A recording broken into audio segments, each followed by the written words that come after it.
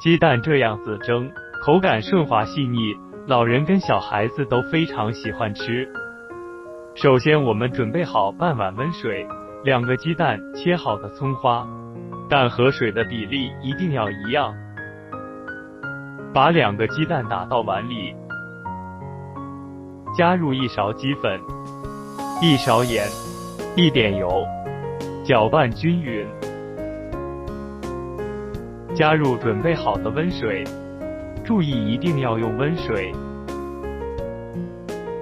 把鸡蛋倒进盘子里，水沸腾后把蛋放下去蒸，盖上盖子，盖子留1条缝，这样蒸蛋不容易老。大火蒸3分钟后，再转小火蒸3分钟。出锅了，加上1点油，1勺酱油。喜欢吃葱的可以加上葱花调味，摇晃均匀。